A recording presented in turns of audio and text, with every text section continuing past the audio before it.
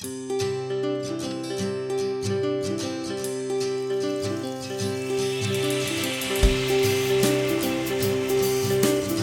première conférence, je l'ai fait en 2005 à Toulouse.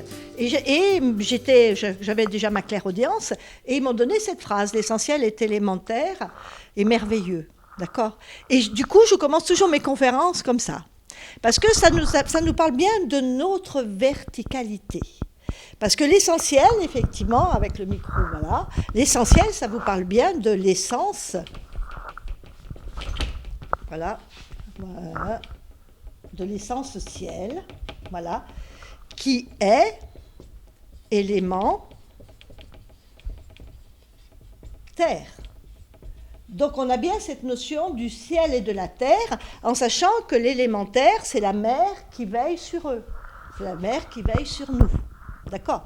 Donc on voit bien qu'on reçoit l'essentiel de ce chakra-là, hop, et ça passe par ce chakra-là, et on voit bien qu'on reçoit l'élémentaire de ce chakra-là, et que ça passe par en haut. D'accord ? Donc là, ça vous parle de cette notion de verticalité. Maintenant, il y a une autre notion, après, c'est la notion d'horizontalité. Et la notion d'horizontalité, c'est le féminin à gauche et le masculin à droite. Et le mot qui vous en parle le plus, c'est le mot éveil. Ève et il. D'accord ? Et vous voyez qu'on est à côté de l'eau d'Ève. Hein. Voilà. Et dans le langage des oiseaux, absolument tout converge.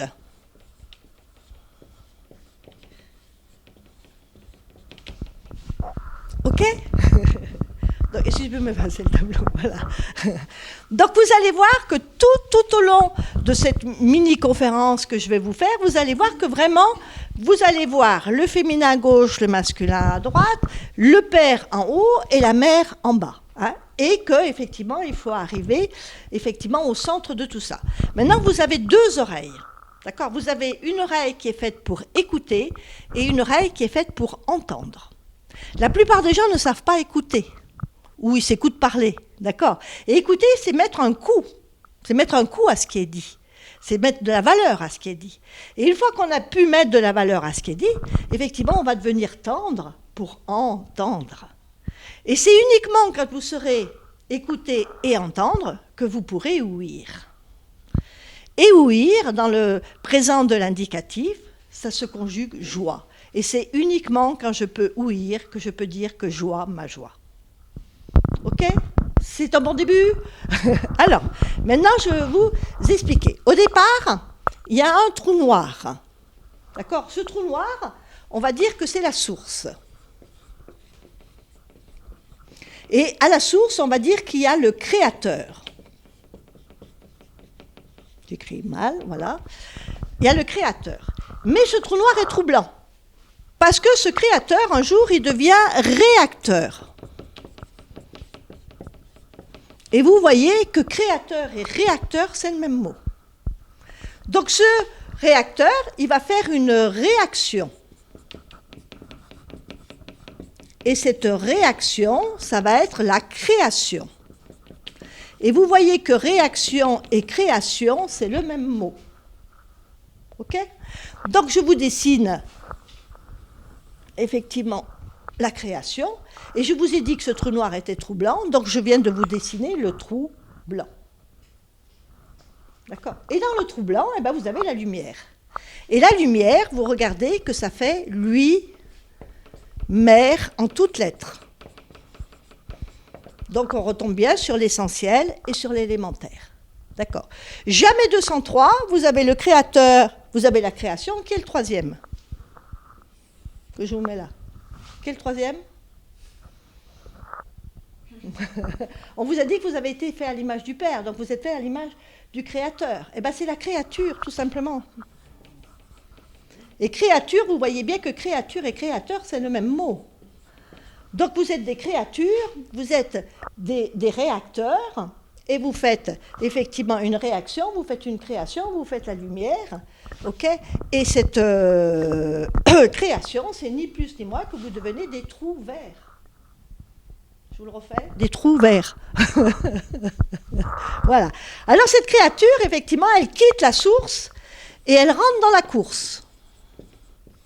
C'est pour ça que je vous l'ai fait en dehors. Voilà. Et vous voyez que course et source, c'est exactement le même mot.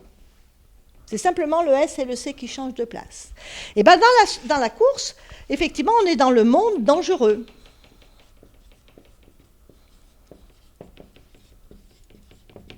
Et pourquoi on est dans le monde dangereux? Parce que je vais vous faire de la voyance une seule fois maintenant, et bien vous allez tous mourir. D'accord.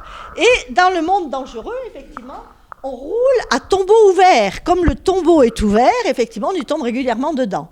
D'où je meurs, je renais, je meurs, je renais. Et là aussi, au niveau de la source, on est dans le monde dangereux aussi. On est dans le monde d'ange heureux. Voilà, je ne vais pas passer devant le tableau, mais c'est pas pratique. OK? Là, comme il y a cette notion de mort en bas, effectivement, le monde est dangereux et on vous dit que la vie est méchante. La vie est méchante. Mais dans le monde d'anges heureux, ils vous disent aussi pareil, ils vous disent la vie est méchante. La vie est méchante.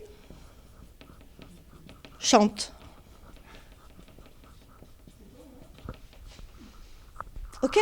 Et ça, effectivement, vous voyez, là, on écoute, on met de la valeur, mais on met de la valeur dans le négatif. Là, en devenant entendre, on commence effectivement à entendre effectivement quelque chose de positif.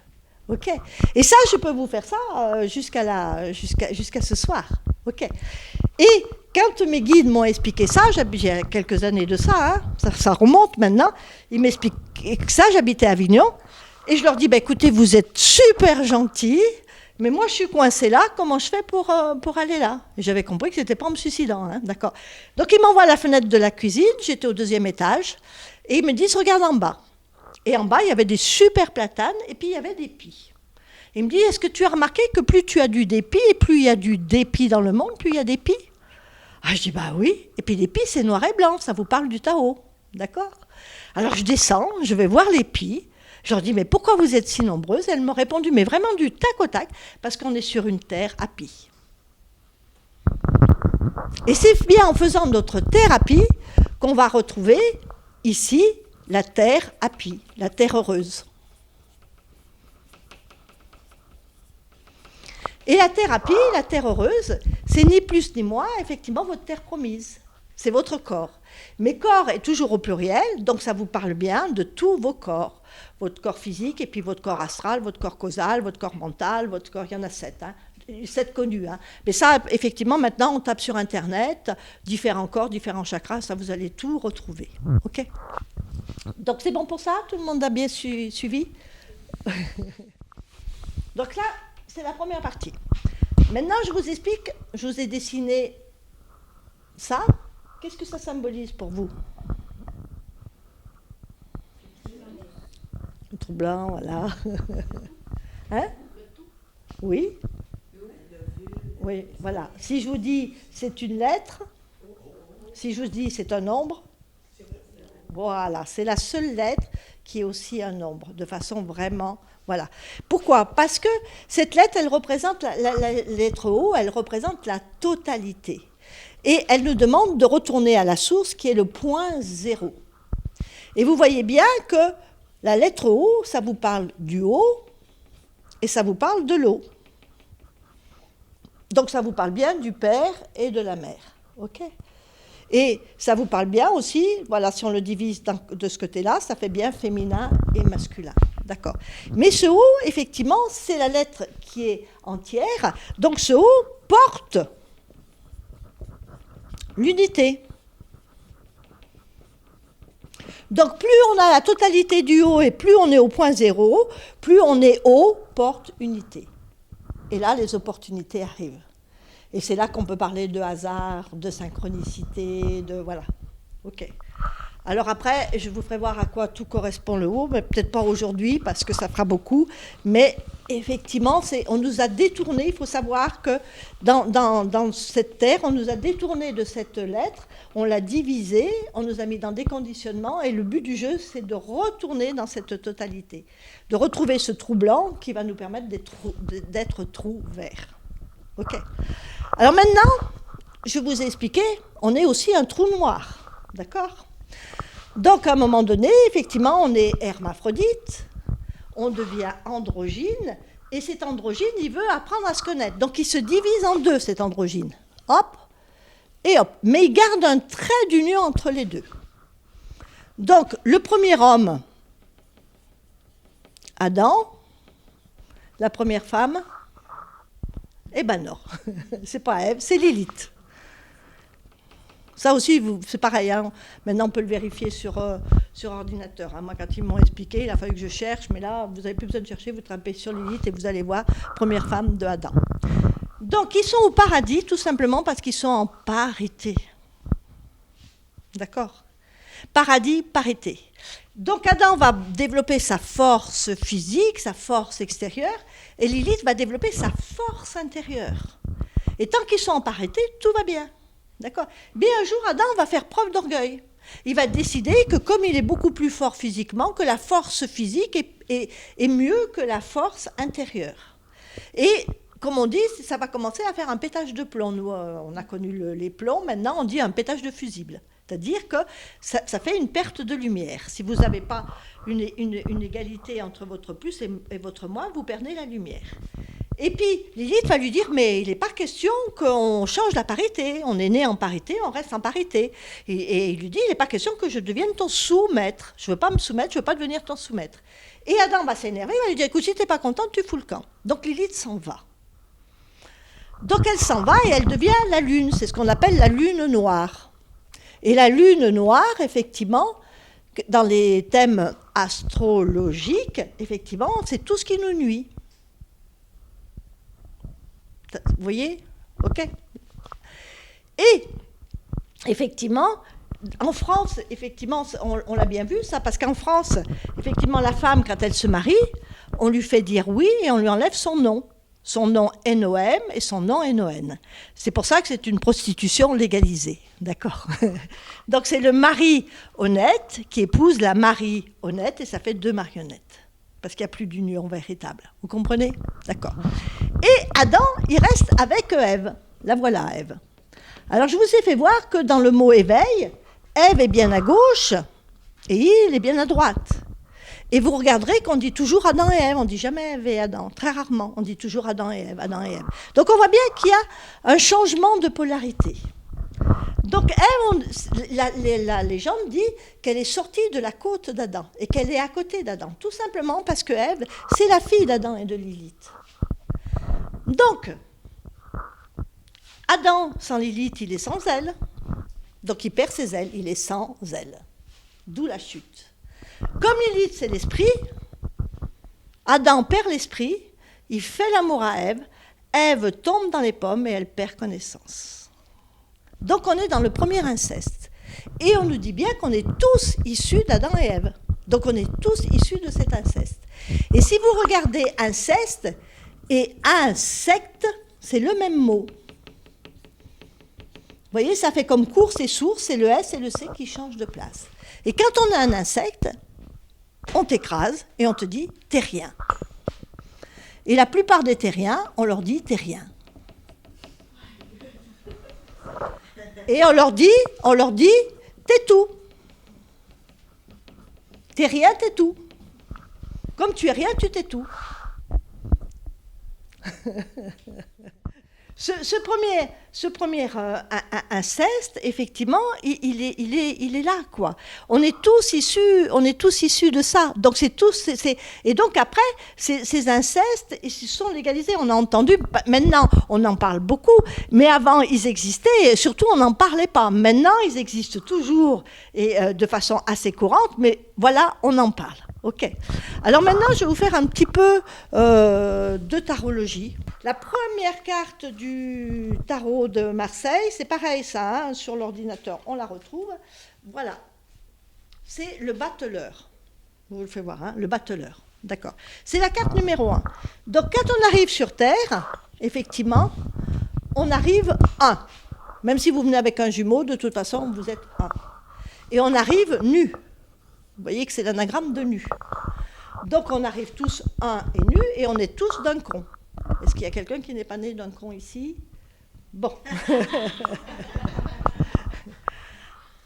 Et effectivement, cette carte, effectivement, vous voyez, le tarot de Marseille est en 3, comme le E, voilà, le bas, le haut, le milieu. Donc, en haut, vous avez le nombre, en bas, vous avez l'être, et au milieu, vous avez l'image. Donc, en bas, il va falloir trouver l'être. En haut, il va falloir voir la haine et l'ombre. Et au milieu, effectivement, on voit bien qu'on est immobilisé dans son âge. Dès que vous voyez im dans un mot, ça fait immobile. En quoi on est immobilisé dans son âge? Ben, tout simplement parce qu'on arrive, on est né à une date très précise. D'accord? Donc, si je me confonds à la date où je suis née, toi, Cathy, tu es née en quelle année? Alors, Cathy est née en 68, ça fait, elle est née en 1968. Si on se confond à cette date-là, si elle se confond à cette date-là, heureusement que non, effectivement, eh ben, elle serait dans le néant. Néant. D'accord. Donc, ça, l'image, ça représente l'enfant. C'est-à-dire que l'enfant, à un moment donné, il doit se rappeler qu'il n'est pas né que uniquement à cette date, mais qu'il est revenu à cette date, mais qu'il est né depuis bien longtemps. Donc, il faut qu'il retrouve le I, mage. Vous voyez, c'est le même mot, image, seulement là, on n'est plus coincé, il est plus sage comme une image, à obéir à tout et à n'importe quoi. Il devient un image, donc le fameux trou vert. OK. Le battleur, il vous prévient de suite. Il vous dit, attention, le battleur.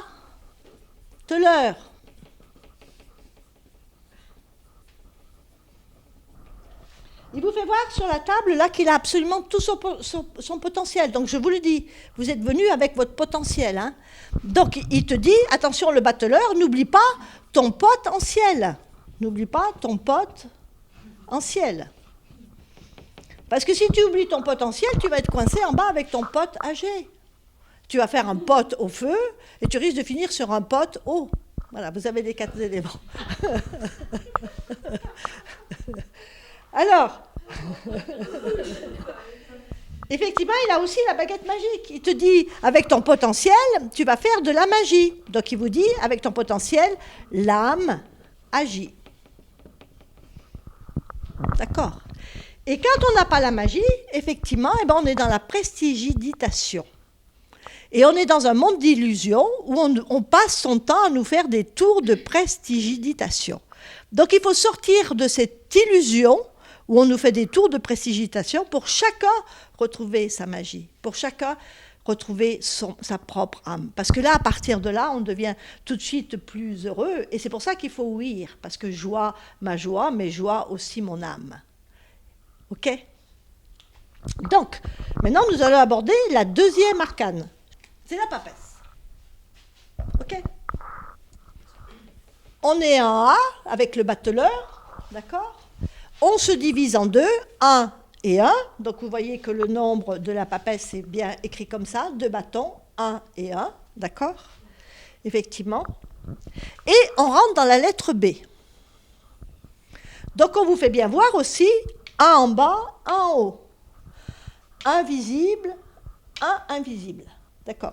Et la papesse, effectivement, c'est la sage-femme du tarot de Marseille. Et cette sage-femme, elle est là pour accoucher de la femme sage. D'accord.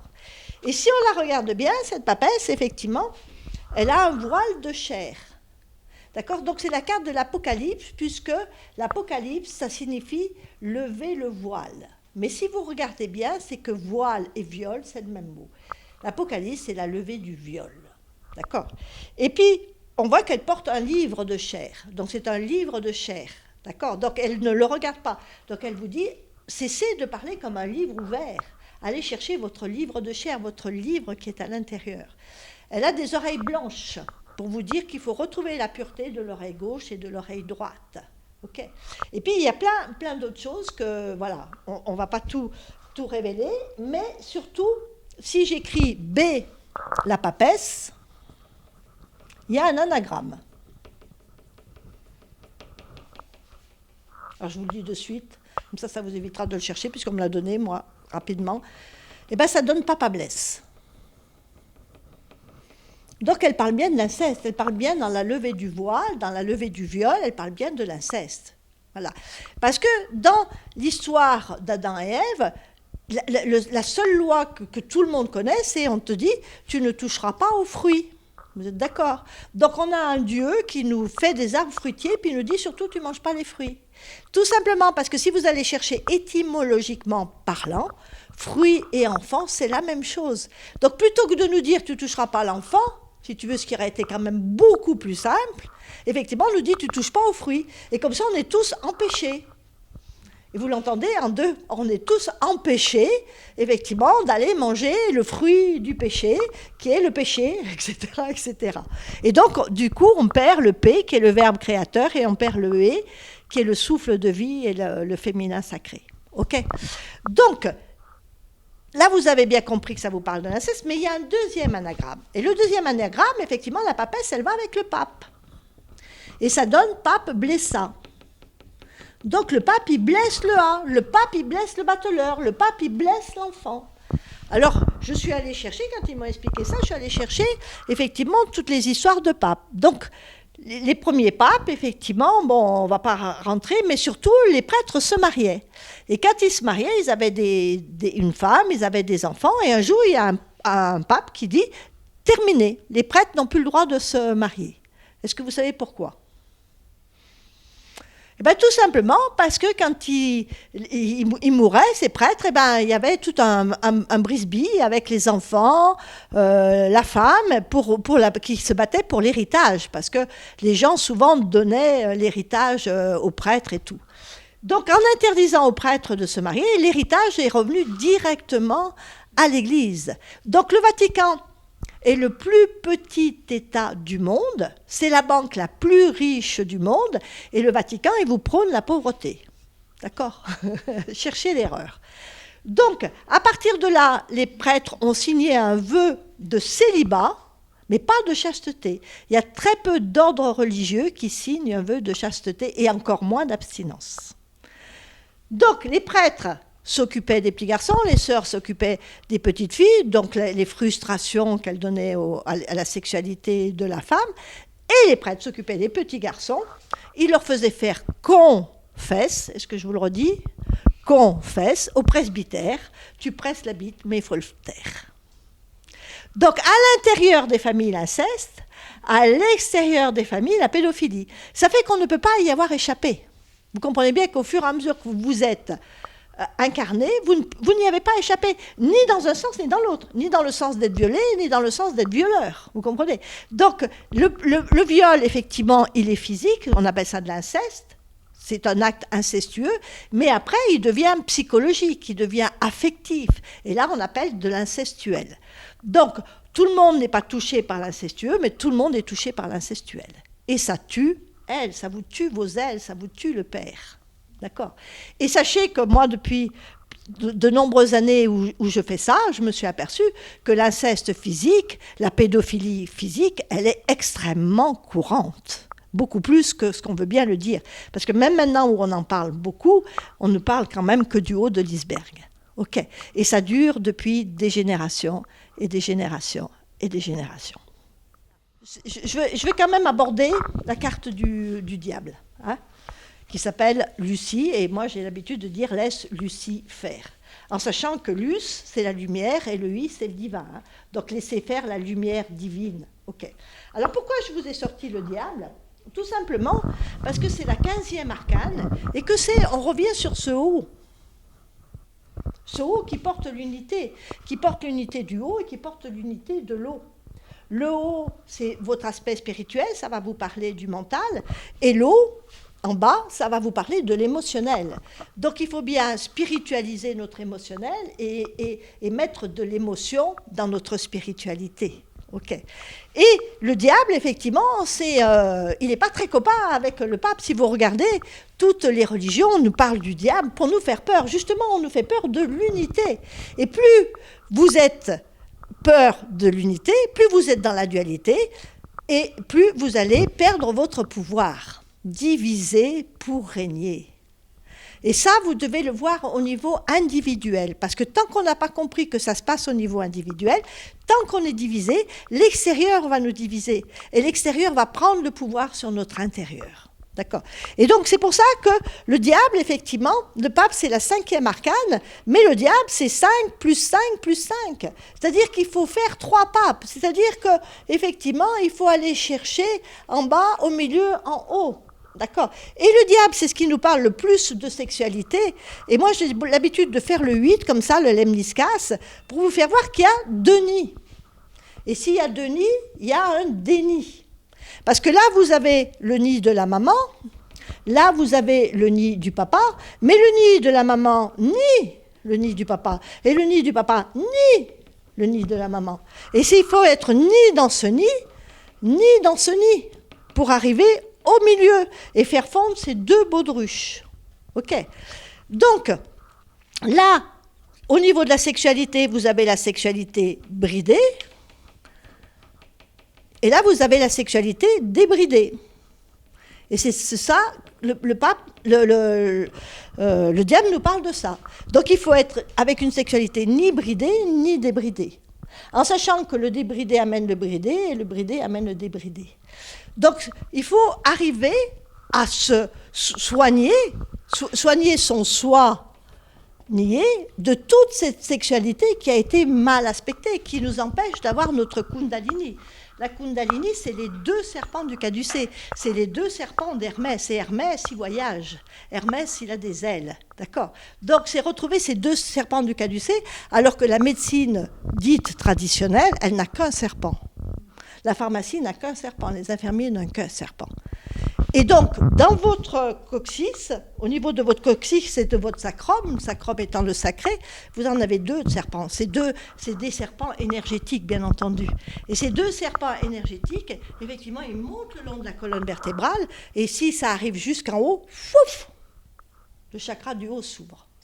Mais quand on est dans cette sexualité qui est divisée, effectivement, eh ben, quand on a un peu de chance, on monte au 7e étage. Ceux qui ont plus de chance, ils montent en haut du gratte-ciel, hein, mais ils grattent le ciel. Bon, je ne vais pas faire ce que je fais d'habitude.